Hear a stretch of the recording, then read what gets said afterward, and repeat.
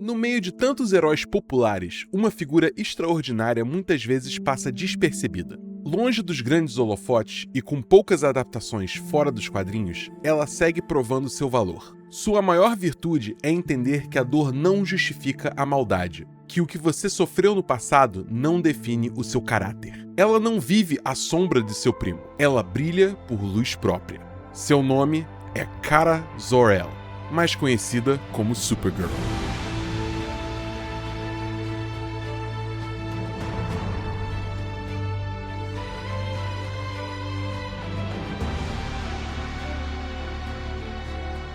Para entendermos quem ela é, precisamos voltar um pouco atrás.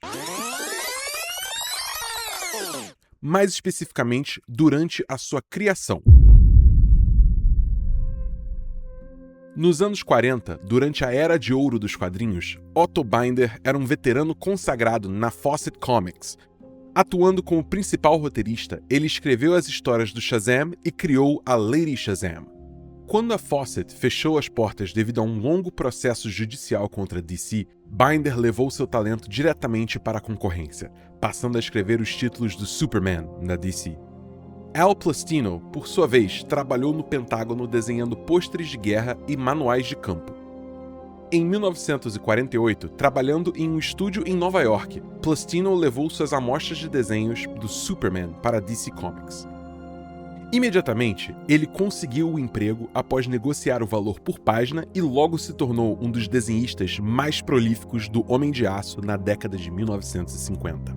Assim surgiu uma parceria de longa data entre o roteirista Otto Binder e o desenhista Al Plastino. No final da década de 1950, as histórias em quadrinhos passaram por uma transição amplamente conhecida como a Era de Prata. Após a Segunda Guerra Mundial, o interesse por super-heróis despencou e o mercado foi dominado por gibis de terror, crimes e suspense. A década de 50 e 60 também foi marcada pelo avanço tecnológico no dia a dia, com a popularização da televisão, dos eletrodomésticos modernos e os avanços da energia nuclear.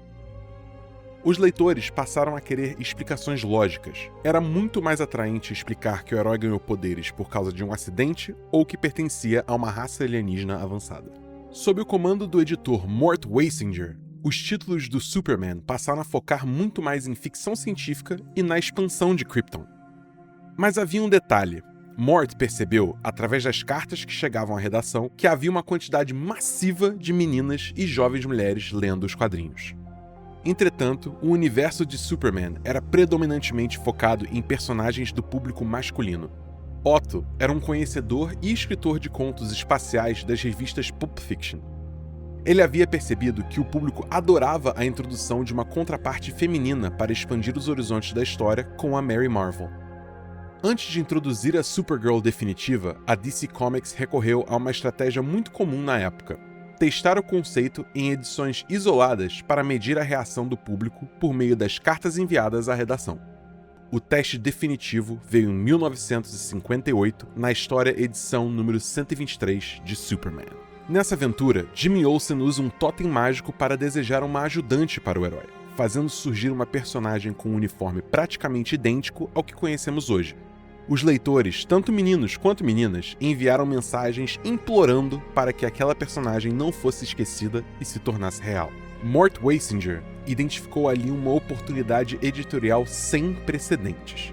A ideia era introduzir uma parente direta de Krypton, uma figura perene que pudesse compartilhar a responsabilidade desse vasto legado. Assim, em maio de 1958, a Supergirl fez sua primeira aparição oficial nos quadrinhos da DC Comics, na revista Action Comics número 252.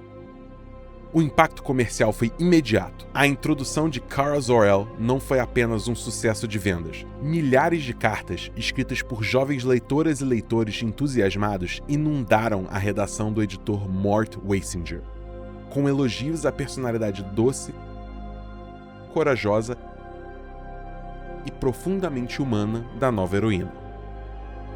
O sucesso foi tão expressivo que a Supergirl rapidamente deixou de ser apenas uma coadjuvante nas páginas do primo para assumir o protagonismo. Ela se tornou a estrela principal de títulos tradicionais como Adventure Comics e, eventualmente, conquistou sua própria revista autônoma na década de 1970. Kara Zor-El provou para o mercado editorial que uma personagem feminina e jovem não precisava ser uma eterna donzela em perigo. Ela podia carregar o peso de um legado titânico e inspirar uma geração inteira de novas leitoras a entrarem de vez no universo dos super-heróis. O acerto mais profundo de Otto Binder e Al Plastino não foi dar a Kara a força do Superman, mas sim a vulnerabilidade de Linda Lee. Ao colocá-la em um orfanato na cidadezinha de Midvale, escondendo seus poderes e usando uma peruca castanha para ocultar seus cabelos loiros, os autores criaram uma metáfora perfeita para a adolescência. Para os jovens leitores da época, uma geração que começava a vivenciar os conflitos de identidade que explodiram nos anos 60, Linda Lee representava o sentimento universal de isolamento. Ela era uma jovem que guardava um segredo imenso, alguém que precisava esconder quem realmente era para ser aceita e se misturar ao ambiente. As dinâmicas do orfanato, a solidão e o desejo de encontrar um lugar no mundo geraram uma empatia imediata em adolescentes que passavam pelas mesmas crises de crescimento e deslocamento familiar. A sociedade do pós-guerra e do início dos anos 60 exigia que muitos dos jovens se ajustassem a padrões rígidos de comportamento, vestimenta e expectativas familiares. Muitos adolescentes sentiam que precisavam usar uma máscara social para serem aceitos pelos pais, pela escola e pela comunidade, escondendo suas verdadeiras vontades de se vestir e se expressar. Quando os jovens viam Linda Lee colocando sua peruca castanha e empurrando seus óculos no orfanato de Midvale, a identificação era imediata. Sentir que a criatura mais poderosa da Terra também precisava se camuflar, passar despercebida e engolir o choro para sobreviver ao cotidiano trazia um conforto imenso. O que torna a busca de Supergirl por um lugar no mundo tão inspiradora para jovens é que ela não assume somente uma postura passiva ou derrotista diante do deslocamento. Seu desejo de encontrar um lar se manifesta na busca por conexão através de fazer o bem à sociedade. Kara projeta em seu altruísmo a cura para sua própria solidão. Sua força reside em uma promessa. Se seus laços biológicos não garantirem um lugar nesta terra, ela conquistará seu direito de pertencer por meio do seu sacrifício e pela sua proteção às pessoas que vivem. Em Woman of Tomorrow, escrito por Tom King e ilustrado pela brasileira Bilquis Evely, King utiliza do passado da personagem para transmitir o sentimento de deslocamento familiar, luto e busca por pertencimento. Enquanto Otto utiliza a identidade secreta como uma metáfora da adolescência, Tom King amadurece essa trama, levando-a num tema mais adulto, doloroso e belo dessa mesma jornada. Na trama, vemos Kara Zor-El perdida no vasto cosmos após testemunhar a queda de Krypton e Argon City, sem saber por onde seguir agora. Em um dos planetas, ela encontra Ruthie, uma garota que busca justiça pelo assassinato de seu pai, que decide contratá-la para ajudar em sua caçada por Krem. No início da história, encontramos Kara em um planeta alienígena distante, sob um sol vermelho, bebendo em uma taverna para comemorar seu aniversário de 21 anos. Ao viajar pelo cosmos, ela repete a dinâmica de Linda Lee.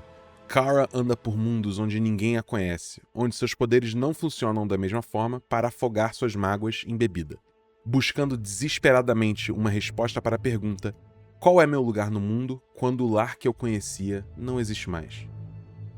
Enquanto o primo foi enviado à Terra com uma promessa de esperança, ela viu as pessoas que amava lentamente sucumbirem antes de ir embora.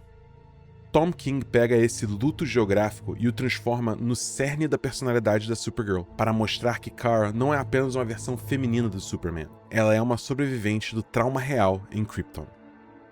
É comum a raiva e o ódio tomarem conta nesse momento, mas Kara luta contra esse ódio todos os dias. Ela ainda escuta o eco das palavras de seu pai, Zor-El, lembrando-lhe de que há sempre esperança, mesmo nos dias mais sombrios. Porém, à medida que amadurece, uma dolorosa certeza ganha forma.